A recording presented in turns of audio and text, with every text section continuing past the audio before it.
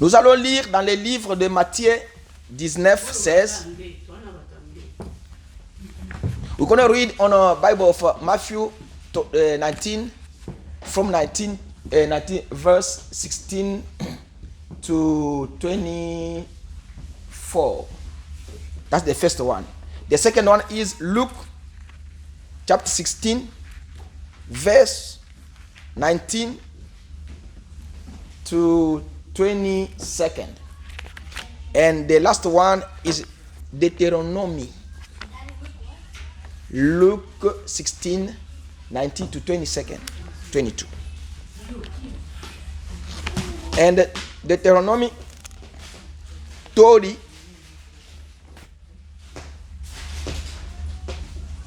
15.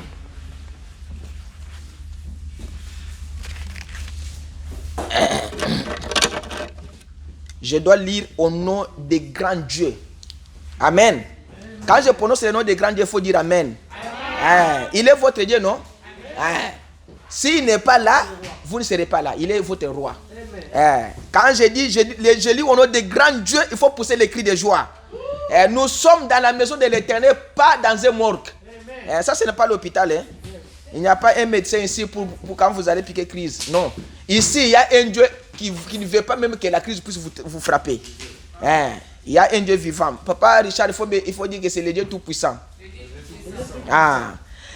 Matthew 19, from 16. Ok? Je lis seulement quelques. Alors vous allez lire maintenant après l'autre. Et voici un homme s'approcha et dit à Jésus, Maître, que dois-je faire de bon pour avoir la vie éternelle? L'homme là veut avoir la vie éternelle. Il lui répondit, pourquoi m'interroges-tu sur ce qui est bon? Un seul est le bon. Si tu veux entrer dans la vie, observe les commandements. Lesquels, lui dit-il? Cet homme lui pose la question à Jésus, quel commandement? Jésus lui répondit, tu ne tueras point, tu ne commettras point d'adultère, tu ne déroberas point, tu ne diras point de faux témoignages. Tu aimeras ton prochain, honore ton père et ta mère, et tu aimeras ton prochain comme toi-même. Maintenant, on va lire là après, on va dans les Luc. Luc 16, from 19. La Bible dit, il y avait un homme riche qui était vêtu de pourpre et de fin lin et qui chaque jour menait joyeuse et brillante vie. Un pauvre nommé Lazare était couché à sa porte couvert d'ulcères et désirait de se rassasier des miettes qui tombaient de la table du riche. Et même les chiens venaient encore lâcher les ulcères. Le pauvre mourut, il lui fut porté par les anges dans les seins d'Abraham. Le riche mourut aussi, et il fut enseveli. Dans le séjour des morts, il leva les yeux, et tandis qu'il était en proie au tourment, il vit de loin Abraham et Lazare dans son sein. Il s'écria, Père Abraham, aie pitié de moi, et envoie Lazare pour qu'il trempe le bout de son doigt dans l'eau et me rafraîchisse la langue, car je souffre cruellement dans cette flamme.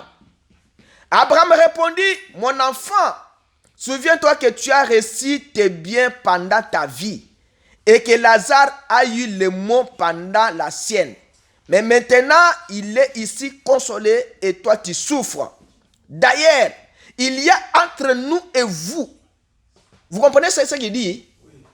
Ici, il y a des pays. Il y a des pays ici. Abraham était dans un pays. L'homme riche était dans un autre pays. Il y a maintenant un grand abîme afin que ceux qui voudraient passer d'ici vers vous ou de là vers nous ne puissent le faire. Le riche dit, je te prie donc, Père Abraham, d'envoyer Lazare dans la maison de mon père, car j'ai 5 frères. C'est pour qu'il leur atteste ces choses, afin qu'ils ne viennent pas aussi dans ces lieux de tourments. Abraham répondit, ils ont Moïse et les prophètes qui les écoutent. Il dit, non, Père Abraham, mais si quelqu'un des morts va vers eux, ils se repentiront. Abraham lui dit, s'ils n'écoutent pas Moïse et les prophètes, ils ne se laisseront pas persuader même si quelqu'un des morts ressuscité. Amen. Amen. Faites entrer vos esprits dans la parole. Deutéronome 30, 15. Vois, je mets aujourd'hui devant toi la vie et le bien, la mort et le mal. Amen. Amen. Prions le Seigneur.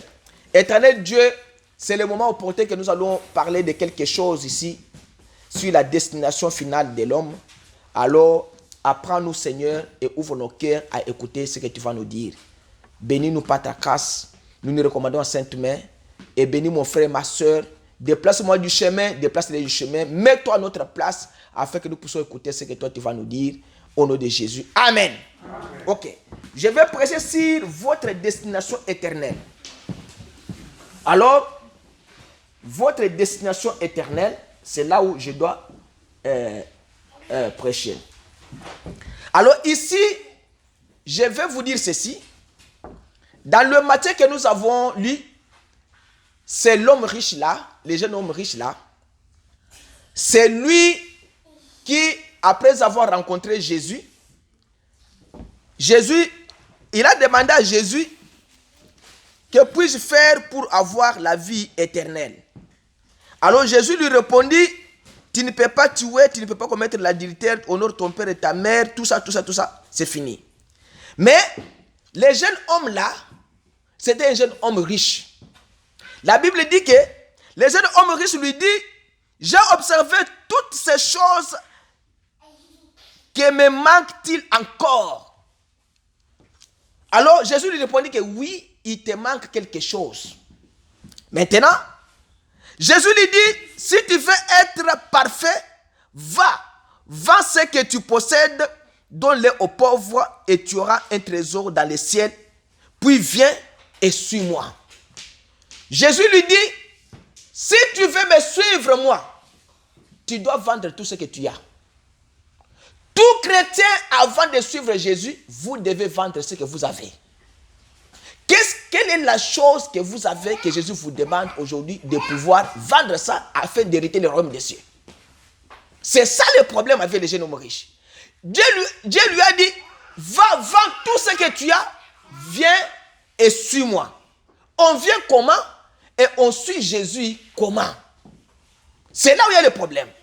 Ouvrez vos oreilles et vous allez écouter des choses merveilleuses ici. On vient à Christ et on entre à Christ par l'Esprit du Seigneur, par un seul baptême. Et on suit Jésus avec votre cœur. On ne suit pas Jésus comme ça. Jésus te dit que viens, suis-moi. Toi, tu le suis dans le corps. Non. Vous suivez Jésus à partir de votre cœur. C'est le cœur qui suit Jésus. La Bible dit que ces peuples m'honorent de leur bouche, mais leur cœur est éloigné de moi. C'est qu'on suit Dieu dans ton cœur. Tu sais que je dois servir Dieu. Servir Dieu, c'est vendre tout ce que vous avez et le suivre. Servir Dieu, ce n'est pas venir à l'église et rester comme vous êtes là. Non, ça, ce n'est pas servir Dieu. Servir Dieu, c'est vendre tout ce que vous avez et abandonner tout et suivre Jésus par sa parole. Alors, les jeunes hommes disent quoi? Après avoir entendu ces paroles, les jeunes hommes s'en alla tout triste car il avait de grands biens. Maintenant, Jésus s'est même a dit, il n'a pas cru à Dieu. Jésus lui a prêché, il n'a pas cru. Maintenant, Jésus lui dit maintenant aux disciples, je vous dis en vérité, un riche entrera difficilement dans le royaume des cieux. Les riches là, c'est vous. On vous dit, laissez tout. Toi, tu dis non, moi je suis riche. Je me suis enrichi. Je n'ai rien, je n'ai besoin de rien. Comme je suis venu en Amérique, je peux faire ma vie comme je veux. Je n'ai besoin de m'outer. C'est l'Amérique. Non! Dieu vous dit que vends tout ce que tu as, viens et suis-moi. Mais tu as dit, moi je suis un homme riche. Je suis en Amérique. Comme mon ami là qui avait dit que, comme moi je suis en Amérique ici, je ne peux pas amener même un de mes frères ici en Amérique. Ça c'est mon ami. Il dit que j'ai pris même Dieu pour qu'on ferme même les voies de l'immigration, que les gens ne viennent pas encore en Amérique. Je vous dis vrai. Je vous dis vrai, il dit ça. Pourquoi? Parce qu'il est déjà riche, il s'est enrichi en Amérique, il n'a rien, il n'a besoin de rien. Vends ce que tu as et suis le Seigneur Jésus-Christ avec tout ton cœur et tu auras la vie éternelle. Jeune homme riche est allé triste. Quand on dit aux chrétiens, abandonne ses mauvaises habitudes et voilà la voie que Dieu a tracée, les chrétiens disent que non, laisse-moi faire ma vie, je suis encore jeune. Mais Ecclésiaste le dit, jeune homme, réjouis-toi dans ta vie. Les jours où tu mourras, Dieu va te demander tout ce que tu as fait sur la terre. Ça, c'est Ecclésiaste 12. Alors, poursuivons. Alors, je vous l'ai dit encore, il est plus facile à un chameau de passer par le trou d'une aiguille qu'à un riche d'entrer dans le royaume de Dieu. Les disciples ayant entendu cela furent très étonnés de dire que, est-ce qu'un chameau peut passer par le trou d'une aiguille? Ils ne comprenaient pas. Comme le jeune homme a refusé à écouter Jésus le même jour, le jour suivant, il est mort. Il s'est retrouvé qu'il est en enfer et Lazare qui était maintenant dans Luc 16, à la porte de sa maison, en train de chercher les miettes de manger, Lazare aussi est mort le même jour. C'est que le jeune homme, Lazare est mort le même jour, les jeunes hommes est même le même jour, est mort le même jour. Maintenant, ils se sont rencontrés là-bas. Celui qui est au ciel avec Dieu peut voir celui qui est en enfer. Celui qui est en enfer peut voir aussi celui qui est au ciel. Ce sont les deux pays voisins. Maintenant, toi, tu me vois, moi, je suis dans le ciel d'Abraham. C'est que je suis au ciel. Hier, Jésus t'avait prêché, vends tout ce que tu as, suis-moi, toi tu as refusé. Moi, j'étais à ta porte. Quand Jésus te parlait là, moi, je cherchais même les miettes de la table là pour manger et je souffrais. Maintenant, nous sommes morts le même jour, nous nous retrouvons maintenant au ciel. Maintenant, moi je suis au ciel, toi tu es dans le paradis. Et cet homme dit que je souffre dans les flammes. C'est pourquoi on vous dit que le feu là de l'enfer, William Branham dit, en Amérique il fait 100 degrés. Les gens disent que non, je marche avec culotte, avec singlet parce qu'il fait chaud. Mais William Branham vous dit que l'enfer est plus chaud que ce qu'il y a en Amérique ici. Parce que ce jeune homme a demandé à Abraham, envoie même Lazare qu'il trempe le bout des doigts dans l'eau, qu'il me rafraîchisse même la langue. Abraham lui a dit que entre nous et toi, entre nous et vous, il y a un grand abîme. C'est que l'homme qui est déjà choisi par Dieu pour hériter le ciel, il ne peut pas aller en enfer. Et l'homme qui est déjà condamné par Dieu pour aller en enfer, il ne peut pas entrer au ciel. Là, vous devez le savoir.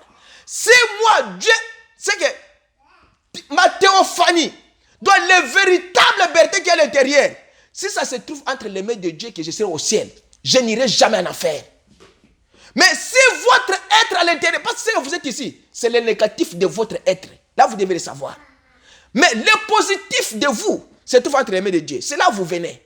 Maintenant, comme votre négatif a refusé Dieu sur la terre, Dieu vous prend, il vous met en enfer. Et vous ne serez jamais candidat du ciel. Parce que l'enfer aussi a besoin des gens aussi pour que l'enfer aussi soit... L'enfer existe, mais l'enfer n'est pas éternel.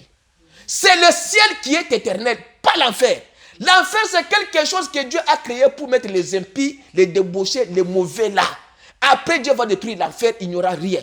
Mais le ciel restera le ciel jusqu'à ce que... Le ciel reste le ciel. C'est éternel. L'homme est mort. Quelle était sa destination éternelle? Il avait beaucoup de biens dans le monde. Il avait peut-être une femme ou bien il avait... Mais il a dit que j'ai observé tous les commandements. Jésus, en tant que le maître qui regarde dans le cœur de l'homme qui voit, Jésus a dit que tu as bien dit. Parce qu'il avait réellement observé les commandements, il lisait la Bible, il lisait les Écritures.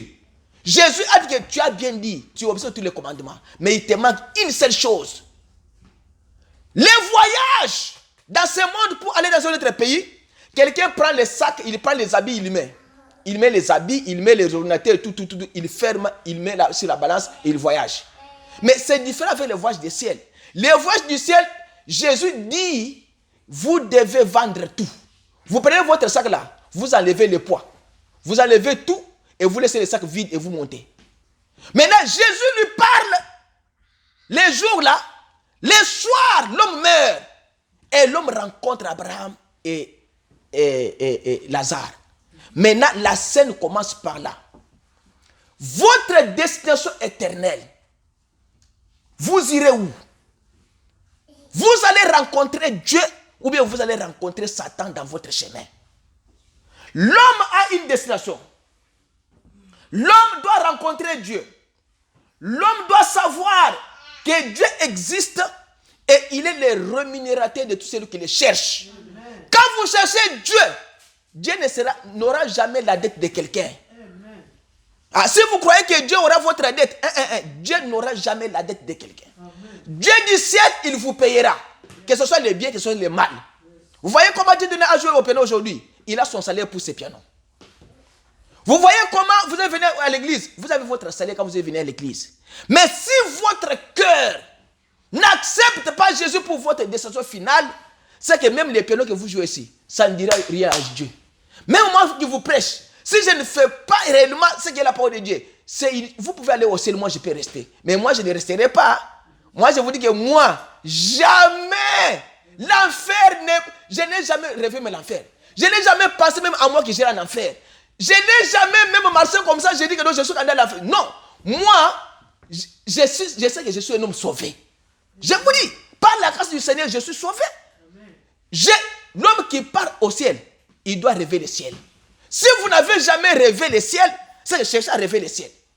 Ça, je vous dis vrai. Parce que moi, j'ai déjà rêvé l'enlèvement 3 fois. J'ai rêvé l'enlèvement, même ma nièce à moi, à cette époque, ma nièce n'était pas mariée. Mais je l'ai vu aller dans l'enlèvement avec ses enfants. J'ai dit, oh. Mais elle n'est pas mariée, et là, si c'est 14 ans, 15 ans, c'est que 21 ans plus tard, elle est déjà mariée avec 8 enfants. Son enfant tombe malade. On est allé à l'hôpital, rien.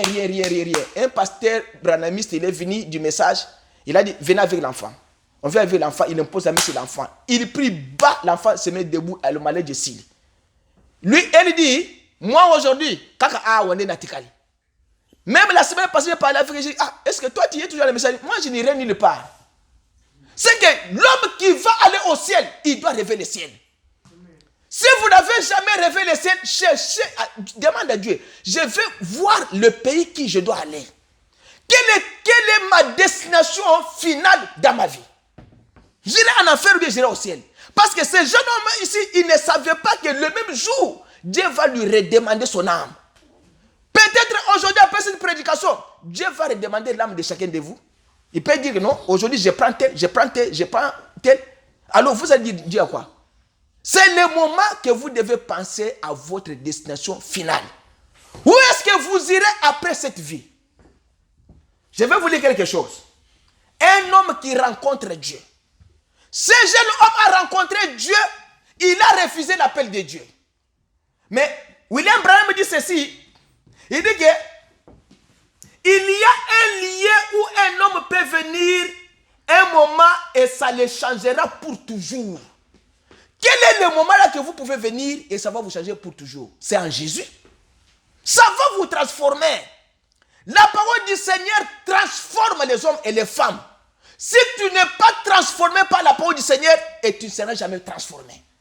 Quand on vous prêche la vérité, les gens disent que là-bas on prêche seulement comme ça. Quand on prêche la vérité, c'est pour vous guérir. La Bible dit qu'il n'y a-t-il pas de baume en Galade? Il n'y a-t-il pas de médecins? Ça c'est Dieu qui vous dit à travers Ésaïe. Il n'y a-t-il pas de baume en Galade? Quand on vous dit la vérité qu'un chrétien ne peut pas se prostituer.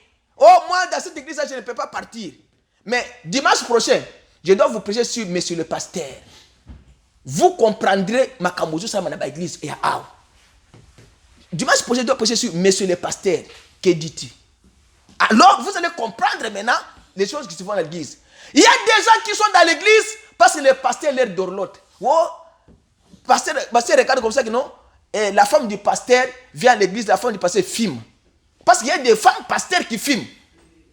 Il y a des pasteurs même qui filment. Il y avait un pasteur chez nous là-bas, il baptisait les gens le dimanche, et après il est sur sa chaise là de Kitikwa là, avec pipe, il filme. Ah, imaginez-vous. Ça c'est monsieur le pasteur, que dit-il? Maintenant, quand nous venons ici, l'Éternel, William Branham dit que je ne mettrai pas dehors celui qui vient à moi. Ça c'est Jésus qui l'a dit. Si tu viens à Christ, Dieu ne te mettra pas dehors. Un homme peut venir à Dieu et sa destination éternelle est complètement changée. C'est que vous étiez un homme condamné par le péché, vous venez à Christ, votre destination change. Vous comprenez ce que j'ai dit? Les trains viennent sur les rails. Les trains trouvent le croisement. Maintenant, comme le train n'est pas envoyé au Burkina Faso, le train est envoyé au Nigeria. Quand il vient sur le croisement de la route, c'est qu'il devient un homme changé, sa destination éternelle change. Quand vous rencontrez Christ, votre destination éternelle change de position. Mais depuis que vous avez cru, est-ce qu'avez-vous senti un changement dans votre vie ou n'avez-vous pas changé cela? William Branham dit que un homme qui vient à Dieu et sa destination éternelle est complètement changée. Et un homme peut rencontrer Dieu et il ne peut plus jamais être le même. Toi, tu as rencontré Dieu. Il t'a dit, va tout ce que tu as, viens et suis-moi. Mais pourquoi tu n'as pas changé? Si cet homme-là avait cru à Dieu, sa destination éternelle allait être changée. Mais comme il n'avait pas cru, cela n'a pas changé. Sa destination éternelle est restée la même chose comme ça. Il dit, vous ne pouvez pas rencontrer Dieu et rester toujours la même personne que vous étiez. Est-ce que toi, quand tu as rencontré Jésus, tu as changé mais tu n'as pas changé? Est-ce que tu peux dire aux gens que tu as changé, les gens peuvent te croire? Moi, je peux dire que quand j'ai pris le baptême, j'avais une telle vie. Avant de prendre le baptême, j'avais une telle vie. Quand j'ai cru Dieu, quand j'ai cru Jésus, j'ai fait l'alliance avec Dieu. En croyant à son message, en croyant à la Bible, j'ai fait l'alliance avec Dieu. Cette alliance que j'ai faite avec Dieu, c'est ce qui m'a transformé. J'ai changé même le nom. On m'a appelé maintenant chrétien au lieu de m'appeler autre chose. Et il dit, si vous vous détournez de lui, vous serez une personne pire que vous n'avez jamais été. Si tu te détournes de Dieu, ça c'est Dieu qui dit. Si vous le recevez, vous avez la vie éternelle. Et il vous ressuscitera au dernier jour selon sa promesse. Dieu ressuscite les gens, Dieu ressuscite ses enfants parce que Dieu a promis dans la Bible qu'il reviendra pour vous prendre. Si Dieu vient pour prendre, Dieu prend que ses enfants. Dieu ne peut pas prendre les enfants du diable. Alors ce matin, vous devez être ceux-là que Dieu vient prendre. Vous n'êtes pas ceux-là que Dieu vient laisser sur la terre. Vous devez changer votre destination éternelle à partir de votre comportement, de votre vie que vous menez. La vie que tu mènes, est-ce que c'est une vie chrétienne ou bien c'est une vie du monde? William Branham dit, cette même prédication est de ce moment-là. Il dit, pourquoi le Saint-Esprit a été donné? Vous croyez en vie de parvenir à lui. Quand vous l'acceptez comme votre sauveur personnel, mais quand Dieu vous donne les soins du Saint-Esprit, il vous scelle pour la destination éternelle. Dieu du ciel, quand vous le croyez, quand vous le rencontrez, et que vous avez cru en lui, vous avez pris votre baptême, quand Dieu vous scelle de son sang, le Saint-Esprit, il vous a scellé pour la destination éternelle qui est le ciel. Parce que tu ne peux pas aller au ciel sans Saint-Esprit. Le monde ici, pour voyager, il faut les visas. Le ciel aussi, pour aller, il faut aussi le Saint-Esprit. Si vous ne l'avez pas, vous n'entrerez pas. Là, vous devez le savoir. Ne venez pas à l'église pour être la même personne. Je vais voir que vous changez chaque jour. Moi, je dois vous parler pour que vous puissiez changer. Je dois vous pousser pour que ceux-là qui n'ont pas pris le baptême prennent les engagements avec Jésus. Ceux-là qui n'ont pas pris les engagements, prenez les engagements. Ceux-là qui n'ont pas le Saint-Esprit, on doit prier pour vous. Vous aurez le Saint-Esprit. Pourquoi vous refusez le Saint-Esprit? Parce que vous savez que vous êtes un sorcier, ou bien vous êtes une sorcière. Mais celui qui n'est pas sorcier ou une sorcière, quand on parle du Saint-Esprit, il doit se réjouir. Parce qu'il sait que c'est son visa pour aller au ciel. Surveiller les enfants, il ne faut pas regarder aux enfants. Quand quelqu'un a le Saint-Esprit, il sait qu'il est scellé pour la vie éternelle, pour le reste de sa vie. Amen. Amen. William Branham dit, Dieu tient sa parole. Comment savoir que vous êtes dans le vrai? Comment ce jeune homme riche là pouvait savoir qu'il est dans le vrai? Parce qu'il avait observé tous les commandements. Les jeunes hommes là, ils pouvaient se poser des questions. Je suis dans le vrai, je suis dans le vrai. Si vous réveillez les enfants, il ne faut pas laisser les enfants. Sinon vous allez me distraire. Les jeunes hommes là, comment savoir que ces jeunes hommes là étaient dans le vrai ou ils n'étaient pas dans le vrai? Écoutez ce que William Branham dit. Il y a un seul moyen pour vous de savoir que vous êtes dans le vrai. Quel est le moyen là pour vous pour savoir que vous êtes dans le vrai? Il vous dit que tenez-vous au plan éternel de Dieu, tenez-vous à la parole de Dieu. Quand vous vous tenez à la parole de Dieu, vous faites ce qui est le commandement du Seigneur. Là, vous savez que vous êtes dans le vrai. Si vous n'avez pas la parole de Dieu, vous n'êtes pas dans le vrai. Écoutez, la parole du Seigneur, c'est une bombe en galade. La parole du Seigneur, c'est la puissance qui transforme. La parole du Seigneur, c'est la puissance qui change l'homme, qui change la femme. Ça peut prendre une femme de mauvaise vie, la faire une véritable fille de Dieu. Ça peut prendre un homme fou, lui faire un fou de Jésus. Parce que la parole du Seigneur regarde le cœur de l'homme. Il dit seulement toi que je transforme. Amen. Tu es Saul, mais je t'appellerai Paul. Amen. Tu es Jacob, je t'appellerai Israël. Seule la parole change et transforme. Il n'y a pas autre chose. Il n'y a aucun plan dans la Bible qui peut transformer l'homme que sa parole. La parole du Seigneur nous change tous. Nous n'étions pas ce que nous sommes. Nous étions des personnes errant dans le monde. On n'avait pas un endroit à habiter. On n'avait pas quelqu'un à adorer. Mais Dieu a créé l'homme parce que Dieu sait que l'homme doit l'adorer. C'est sa famille. La parole du Seigneur. William Branham vous dit que c'est seulement la parole là qui doit transformer l'homme. L'homme là devait croire la parole du Seigneur. Il devait croire ce que Jésus lui a dit. Mais lui n'a pas cru. Comment maintenant saura-t-il qu'il était dans le vrai? Non. Il n'a pas cru les commandements. La Bible dit ici que observez les commandements de l'Éternel. Dans Deutéronome que nous avons lu là, à la fin là, il a dit, je mets devant vous des chemins. Prenons Deutéronome là. Papa Richard Zarawana. Je te vois. Deutéronome là, il dit 30. 30 15 là. Mais à la fin là.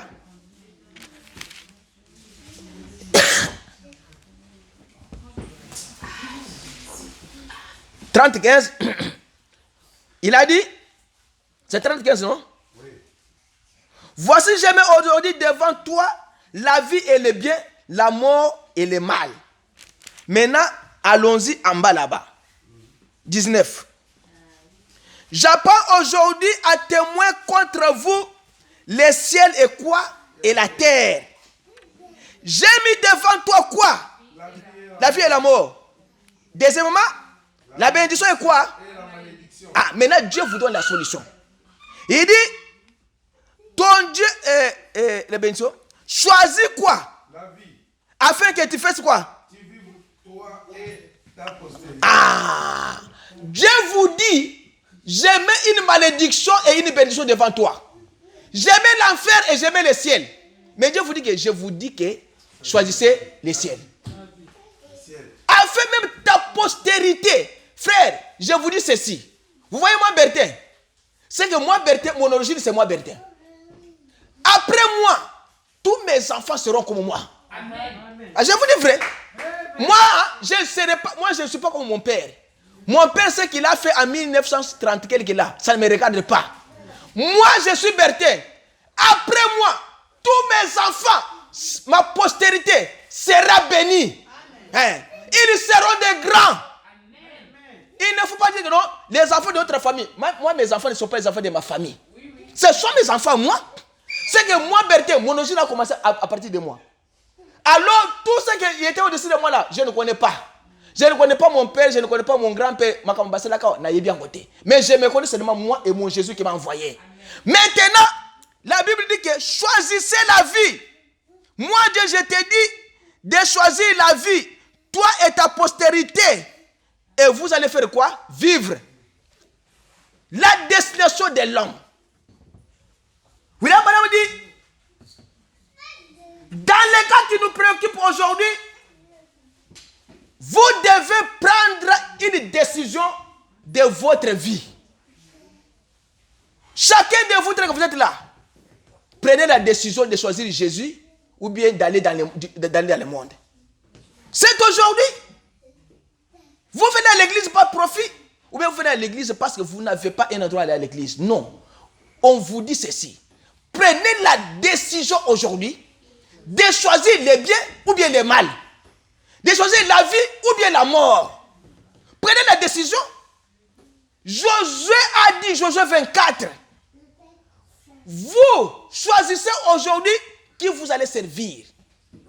Les dieux des Égyptiens ou bien les dieux d'Israël. Mais Josué a dit que Josué a mis l'ongoli. C'est ce que j'ai dit ici. Je l'ai dit au nom de Jésus. N'appelle à mis l'ongoli le Josué. Elle dit que moi et ma maison, nous servons l'Éternel. Josué n'a pas dit que moi et mon père et ma mère et mes frères. Papa Abotio déjà, Abotio c'est fini là. Et c'est mon père. Je dois faire ce qui est la volonté du Seigneur. Yakosungaye. Mais nakokot na origine na yete. Josué n'a pas dit moi et mon père et ma mère et mes frères nous servons. Il a dit moi et ma maison. C'est que Josué, sa femme et ses enfants serviront l'Éternel. C'est pourquoi il vous dit ici que vous devez prendre une décision pour votre décision éternelle. Prenez la décision. Vous n'avez jamais pris la décision. Vous êtes toujours dans la boue. Et quand vous prenez la décision, on prend la décision dans la prière. Vous dites à Dieu, Seigneur, je veux que la prière que je dois faire maintenant, que cette prière puisse toucher le trône de ta gloire. Je veux que cette prière puisse être exaucée. Il y a des gens qui prient pour prier. Mais écoutez ce que je vais vous dire. Il y a des gens qui gênent pour gêner. Il y a des gens qui prient pour prier. Mais vous ne savez pas comment prier. Vous ne savez pas comment gêner. La Bible dit que vous priez dans le but de faire quoi? De satisfaire vos besoins. C'est pourquoi vous n'obtenez pas ce que vous priez. Et il y a des gens qui gênent, qui ne savent pas même comment gêner. Que je vous lis ça dans la Bible. Qu'est-ce que vous dites là, ce n'est pas les gênes. Prenons Ésaïe 55. Ce que vous faites là, 58. Ésaïe gêne-té. Les gens disent, oh, moi j'ai gêné 3 jours. J'ai gêné 2 jours. Oh, j'ai gêné 40 jours. Dieu vous dit qu'Ésaïe gêne-té. Je vous dis vrai. Ça, Ésaïe 58. Prenons Ésaïe 58. À partir du verset 5. J'ai beaucoup de minutes ici. Je dois vraiment terminer ça. Ésaïe 58. Isaiah 58 from 5, verse 5. Il vous dit ceci, écoutez. Moi j'ai pris, moi je gêne. Vous gênez, ok, vous gênez. On entre avec vous dans les gênes là que vous dites que vous gênez là. Ça y est là-bas. Et c'est là les gênes aujourd'hui, je prends plaisir. Un jour où l'homme humilie son âme, ça c'est une question posée par Dieu. Ésaïe 58, après du verset 5. Est-ce là les gènes auxquels je prends plaisir? Un jour où l'homme humilie son âme, une question.